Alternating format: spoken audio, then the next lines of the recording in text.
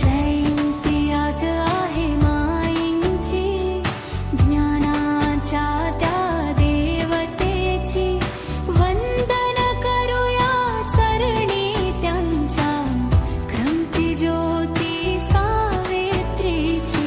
क्रांती ज्योती सावित्रीबाई फुले यांचा जय जयकार. On 3rd January 1831 in the village of Naigaon in Satara district, Maharashtra.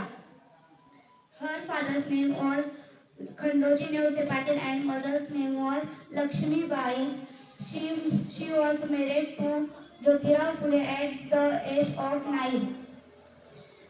On 1st January 1848, she started the first school for girls in Phule. She observed many bad practices like child marriage, sati and despot.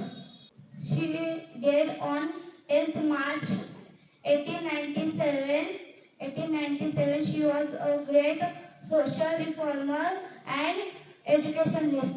धन्यवाद. खंडोजी नेवसे पाटील बाईचे नाव लक्ष्मीबाई असे होते. वयाच्या 90 वर्षी त्यांचा विवाह थोर समाज सुधारक ज्योतिराव फुले यांच्याशी झाला. त्या काळी स्त्रियांना शिक्षण घेणे महापाप मानले जाई. अशा कठीण परिस्थितीत ज्योतिराव फुलांनी सावित्रीबाईला लिहिणे वाचणे हे शिकवले. गांधी हर बेटी को आगे बढ़ाया, कांटों बनाता उनका रास्ता, फिर भी सहर्ष नहीं डगमगाया. कांटों बनाता उनका रास्ता, फिर भी सहर्ष नहीं डगमगाया.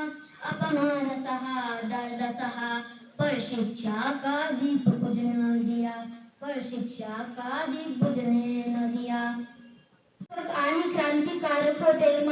सावित्रीबाई फुले यांना भारताची पहिली महिला शिक्षिका म्हणून ओळखले जाते. ज्ञानज्योती, क्रांतिज्योती सावित्रीबाई फुले यांचा जन्मदिवस संपूर्ण भारत देशात सावित्रीबाई फुले जयंती म्हणून उत्सवात साजरी केली जाते. सावित्रीबाई यांना भारतीय स्त्री विद्येची जननी मानली जाते. सावित्रीबाई फुले आणि महात्मा ज्योतिरावांनी 1848 साली पुण्यातील गिडेवाड्यातील मुलींची पहिली शाळा उघडली.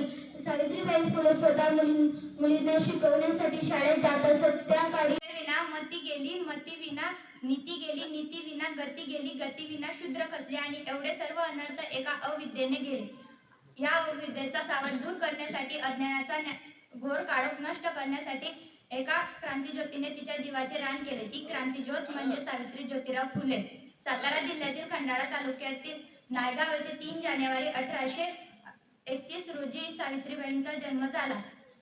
वडिलांचे नाव खंडोजी नेवसे असे होते. तेव्हा बालविवाहाची प्रथा रूढ असल्यामुळे वयाच्या 7व्या वर्षापासूनच त्यांच्या आई वडिलांनी त्यांना स्थळ पाहण्यास सुरुवात केली. 1840 रोजी 9 वर्षांचा असताना त्यांचा विवाह ज्योतिराव फुले यांच्याशी झाला. अज्ञानाच्या अंधारात दिवा एक पेटवला, मुलींच्या उज्ज्वल भविष्यासाठी शाळेचा मार्ग दाखवला. डगर चिखल सहन केले, अपमानही सोसले, पण शिक्षणाचा वसमा